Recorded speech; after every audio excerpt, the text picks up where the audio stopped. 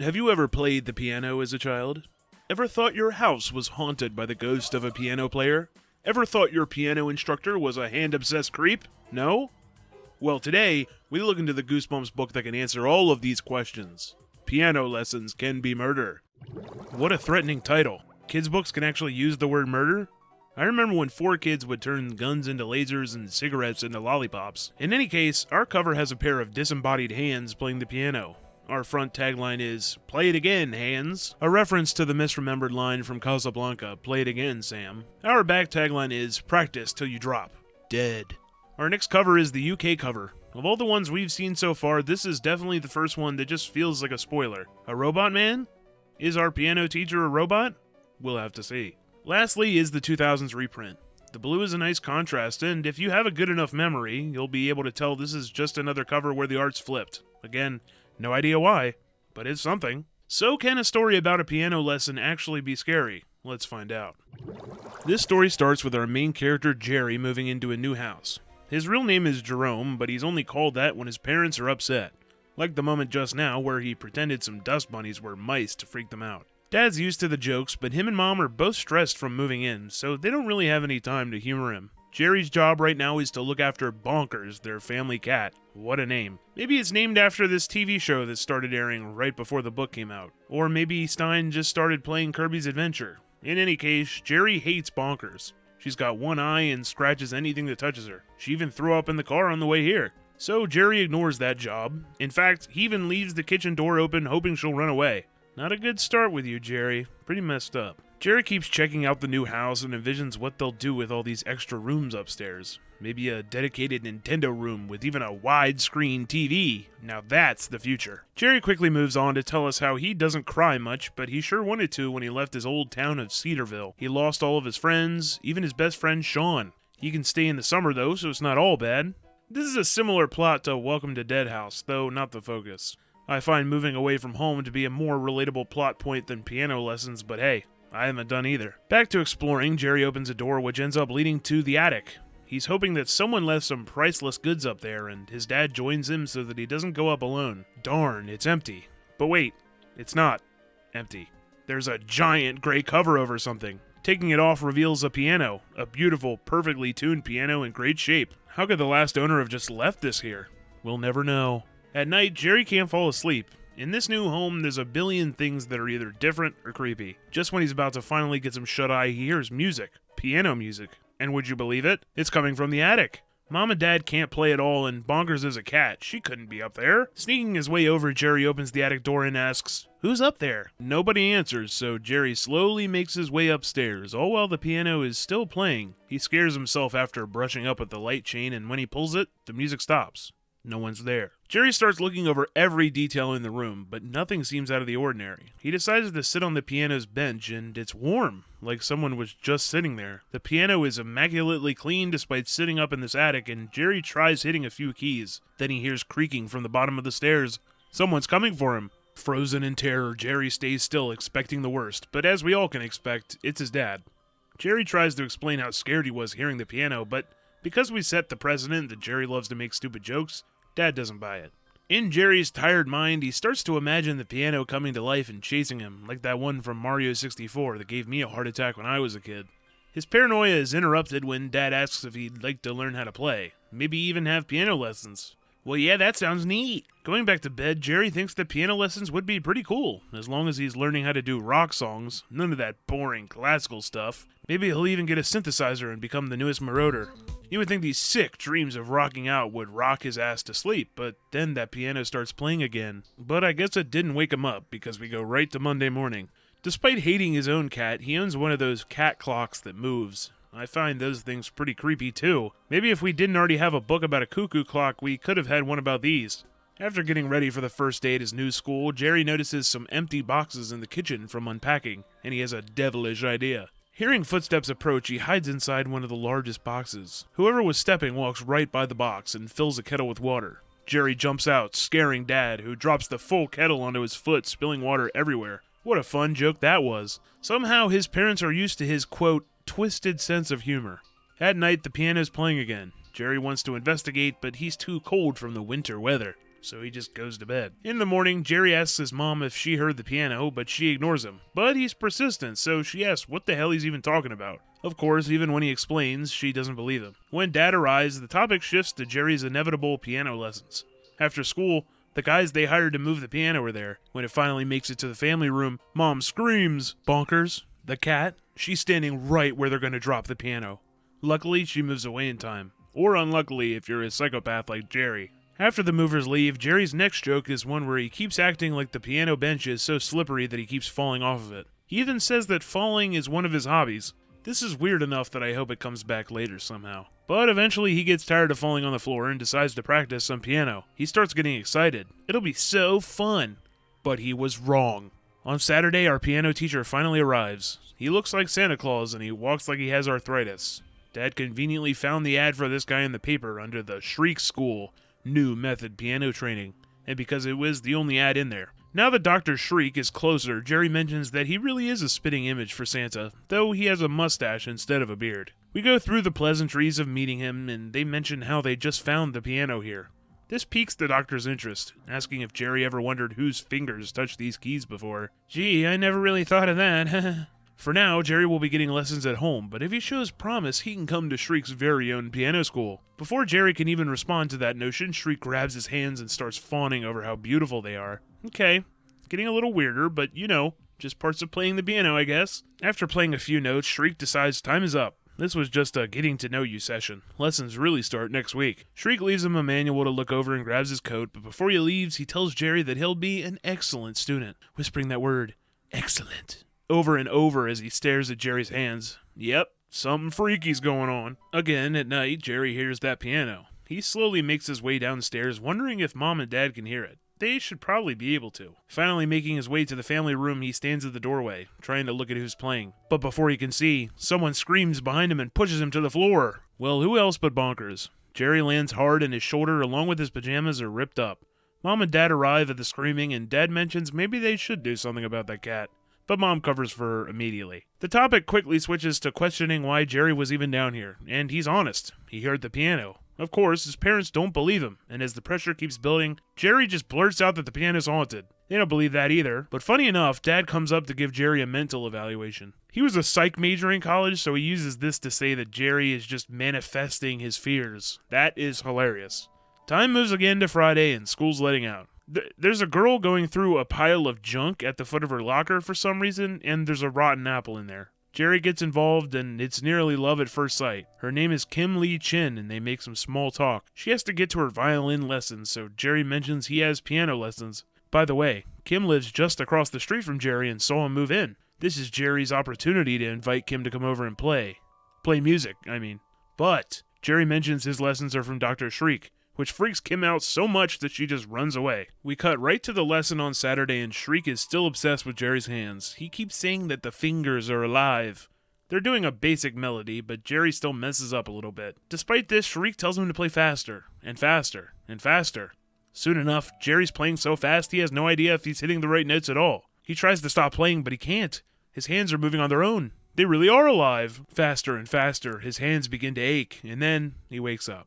It's still Friday night, and Jerry was laying on his hands. What a weird nightmare, huh? Before he could think more about that, though, the piano is still playing. It's time to finally figure out what's going on. Jerry, scared but determined, slowly makes his way to the piano.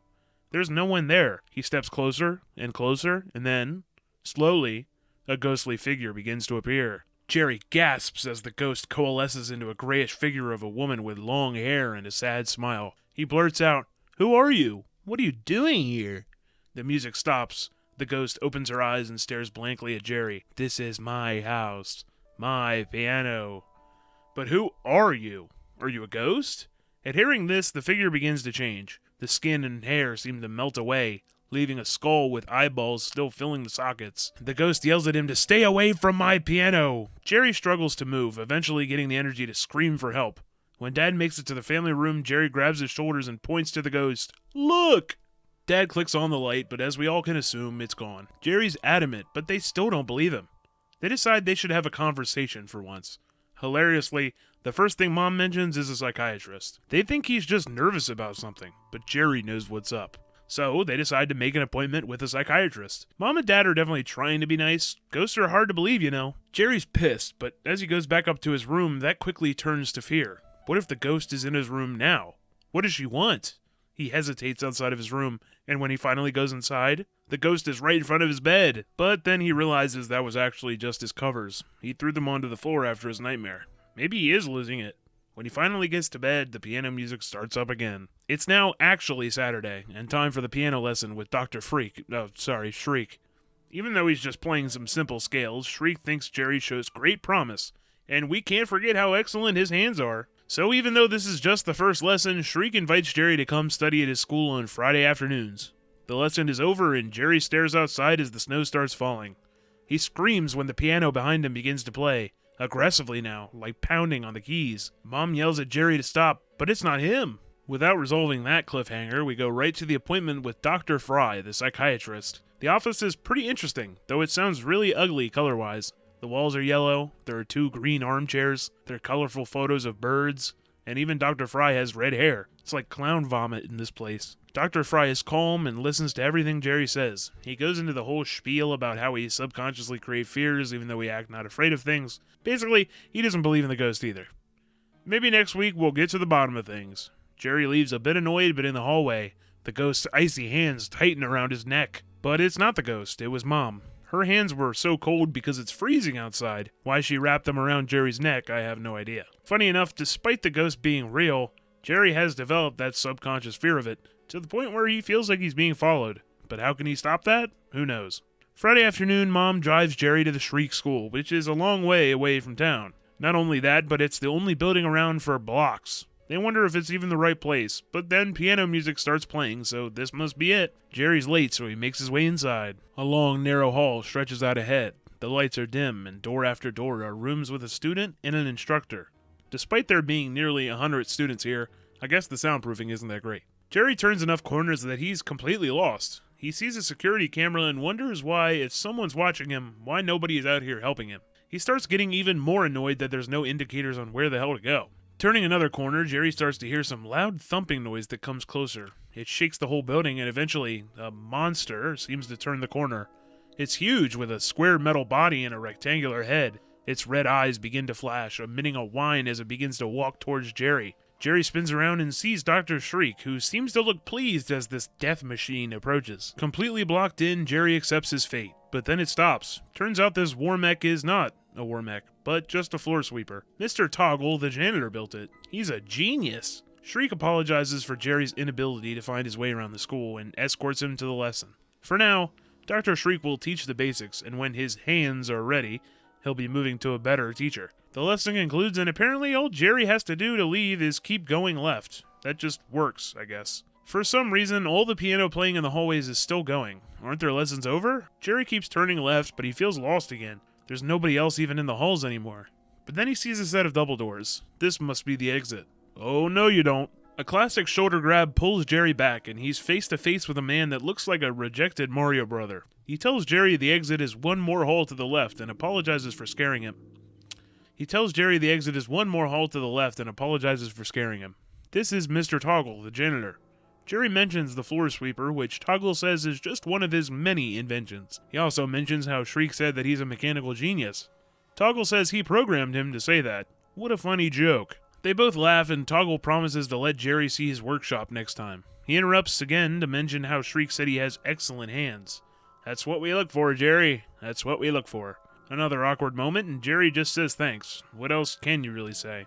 After dinner, Mom and Dad practically force Jerry to play what he learned in class. He's only learned one song, can't play it perfectly, and he has hand cramps, but no excuses. Jerry sets his hands on to play, but the piano starts doing that banging noise again. He resets his hands, but the banging starts up again. It's not me! Well, they don't believe him, again. This is the first time where I'm fully on Jerry's side, because if they just looked at the piano, they should be able to tell he's not playing. But he gets sent to his room anyway. It's a win for Jerry, though. He wants away from that ghost piano as much as possible. Next Friday, Mr. Toggle greets Jerry at the door and leads him right to the workshop. It's about the size of an entire auditorium, and it's filled with basically every random doohickey you can think of. He's got another giant death machine with 2 heads, a security system with thousands of dials and a dozen computers, but that's not the focus. First, Toggle shows Jerry a saxophone, but it has a tank of compressed air that blows it for you. Wow. Then, a leather hat with wires connecting to a keyboard, letting you play the notes with just your eyes. Sounds painful considering you have to blink for every single note. Well, that's all to see for today. He's 15 minutes late for his lesson, but Shriek will understand. Passing by some cabinets on the way out, Jerry hears a voice cry out, "Help me, please!" Jerry asks Toggle what the hell that was, but he says it's just some damaged equipment, and rushes him to get to his lesson. On Saturday, Jerry is shoveling snow when he notices Kim coming home from a violin lesson, and he invites her in for some hot chocolate. Smooth moves, Jerry. Inside, he asks why she ran away before, but she doesn't want to talk about it. It's too scary. Jerry, don't you know the stories about Shriek School? Well, of course he doesn't know. He just moved in. Well, apparently there's monsters in there. But Jerry knows what that means. It's just the floor sweeper. That calms Kim down a little, but that's not all. There's stories about kids going in for lessons and never leaving. No way. Well, there was that voice crying for help. But it just had to be that damaged equipment. Every mechanical genius has a robot pleading for help. The school just looks creepy as hell. Maybe that's why there's all these stories. But you know what is haunted? This piano. Jerry starts blurting out the whole story of the ghost woman, and yet Kim doesn't believe him. He's desperate for her to believe, but before she can say anything else, Mom tells her that her mom called and she has to go home. At the doorway, that pounding sound from the piano happens again. Now do you believe me, Kim? They both turn around and Bonkers is walking over the keys. Foiled again. At least Kim was impressed by the ghost story. At night, the woman's playing again and Jerry's wide awake. At this point, it's practically instinct to go investigate. Jerry thinks over again how nobody believes him, but this ghost is real. Will she disappear? Will she be waiting for him? Here we go! Almost like Sadako, her hair completely covers her face. The music is so sad it seems to pull Jerry closer. He finally lets out a breath that he forgot he was holding in, and the music stops. The woman says that the stories are true, about the school. She holds up her arms to reveal stumps. The woman has no hands. The next thing Jerry sees is his mom wrapping her arms around him. The sight of the woman's arms sent him into shock, and he had unknowingly been screaming. Dad mentions it must have been a bad nightmare, but that sets Jerry off. He doesn't want to take piano lessons anymore. He doesn't even want the piano here anymore. Surprisingly, Mom and Dad are understanding. He doesn't have to take lessons. In fact, his next lesson was the last one he was still signed up for. But you can't just quit out. You'll have to tell Dr. Shriek you're done at the next one. So it's now another Friday, and it would be easier to just run in, tell Shriek you're done, and leave. But Mom and Dad paid for it, so why not get the most out of this? Hey Mom, can you come in with me, or maybe wait outside? Sorry, Jerry, I got shit to do. Bye.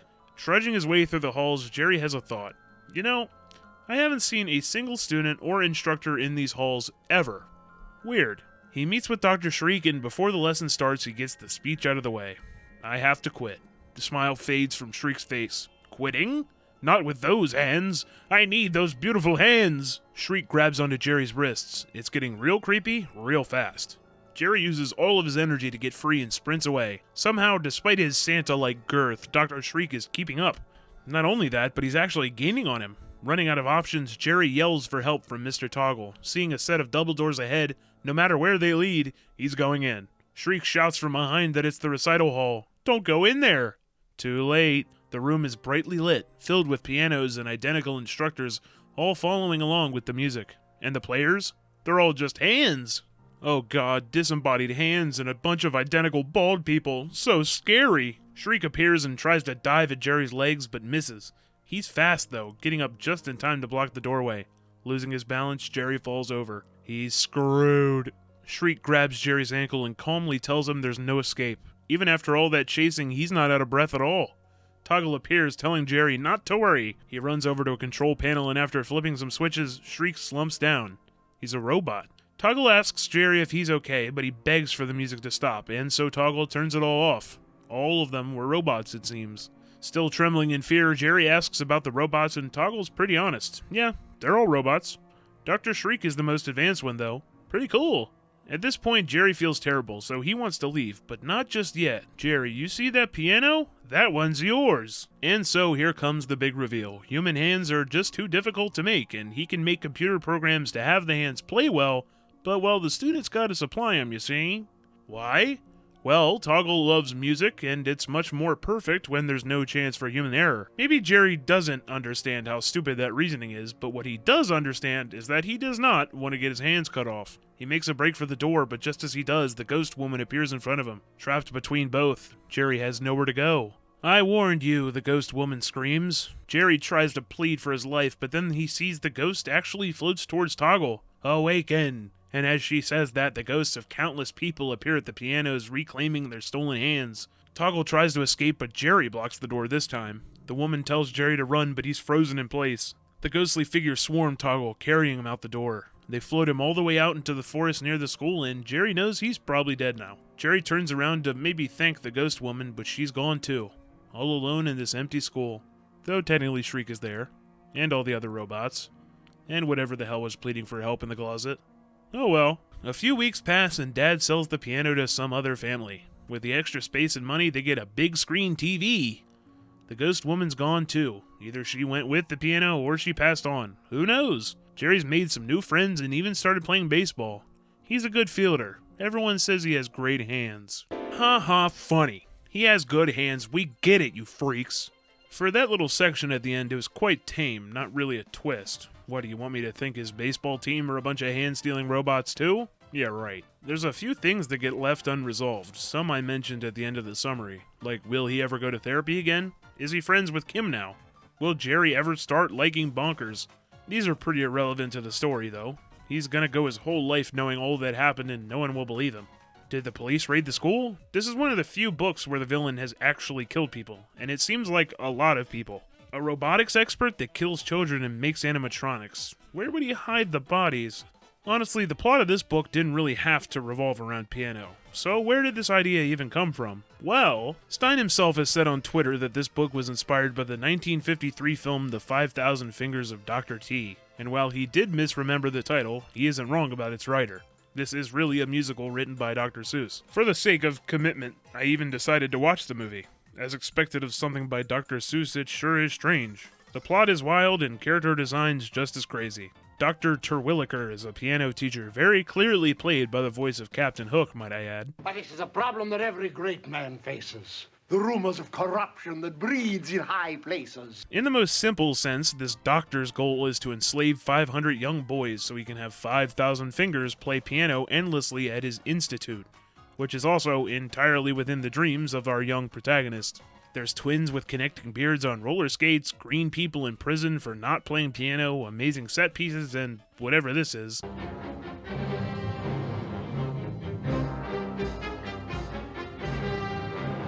So Stein saw all of that and somehow still remembered that the plot was about piano. But will the TV episode be able to juggle the ghosts, the robots, the pianos, all in one 20-minute time slot? Let's see. The first character we see is Bonkers, and Jerry's on the phone calling for help, though I guess it's just one of his jokes. Instead of being a prankster, he's got an insane case of over-imagination. The piano starts playing Moonlight Sonata before even being uncovered, and so Jerry uncovers it. You might notice that we're in the basement this time too. Probably not that important, but it brings up the debate. What is scarier, the basement or the attic? No time for that though, the ghost is here! Jerry doesn't see it though as he bumps into Dad. At least this time the piano actually has some dust on it. Jerry actually catches Mom and Dad talking about his imagination in this beautiful dining area, and the parents might be onto something. Unlike the book where he's just a little asshole, Jerry is full on imagining scenarios all the time. Not like I can judge, I've got a YouTube channel making Goosebumps videos in my 20s. Jerry's baseball lands in the hands of Kim, who drops some exposition. Apparently, our mysterious ghost used to be a piano teacher herself in this version. Kim says that maybe her and Jerry can jam out together, which is all the motivation he needs to start wanting piano lessons. It's time for our very own ghostly piano at night scene, and no kidding, how do his parents not hear this? The ghost lady has this weird green mask on, I think, and she just tells him to stay away before fading. This is definitely one of those stories where imagination wins out. I mean, that face-melting skull scene from the book, you could imagine how scary that would be for him. Or you, if you were a kid. But this? Meh. Instead of any at-home lessons, we go straight to the Shriek School, and this means Mom actually gets to go inside. It's got what's basically a Ring doorbell in 90s form. Dr. Shriek appears to give some creepy stares, and just by hearing his voice, I could tell this was Dr. Vink from Are You Afraid of the Dark? Ah, Mr. Hawkins! Shriek even has a beard this time, so the Santa parallel is even closer. He looks at Jerry's hands, explains Toggle's inventions, and the lesson begins. In this version, Shriek says his hands don't work like they used to, which is both a reason why Shriek focuses on Jerry so much, and a hint that Shriek has some artificial hands that Toggle said are so hard to make. After the lesson, Jerry easily walks himself to a do not enter door and loudly talks to himself, imagining himself as a brave explorer. He runs into the sweeper, which looks about as accurate as you would want it to be. Toggle catches Jerry and turns the thing off. He calmly lets him out too, despite the fact that Jerry clearly walked into a do not enter area. At night, Jerry has his "my hands are playing on their own" nightmare, but not because of Shriek. Instead, he's possessed by the ghost. Going down to see the ghost again, the woman is way clearer now than she was in the book. She even says, "Stay away from the streets. Go. It is evil, evil." While eating his morning gruel, Jerry gaslights himself into thinking that maybe he was just sleepwalking. So why not give piano lessons just one more try? I like how in this version, he did this to hang out with Kim, but she hasn't even been mentioned since. Jerry keeps getting distracted and he can't even play a basic scale. He almost bites his thumb, but Shriek is so mad he could damage his little hands that he slams the piano. And then he shorts out for a second. So much for Toggle's best work. And so we're already at the point where the hand business goes a bit too far and Jerry runs away. Instead of even trying to leave, he just looks for Toggle instead. Good idea, kid. Your survival instinct is unmatched. Meanwhile, Shriek is just hobbling around yelling "beautiful hands" over and over. Well, now it's time for Jerry to enter the recital hall, which is just like a parking garage. Toggle turns Shriek off and all is well. A synapse actually connects in Jerry's brain for once, and then he realizes Toggle is the real villain here. Okay, so I'm just gonna let this scene play here because I don't know what to say.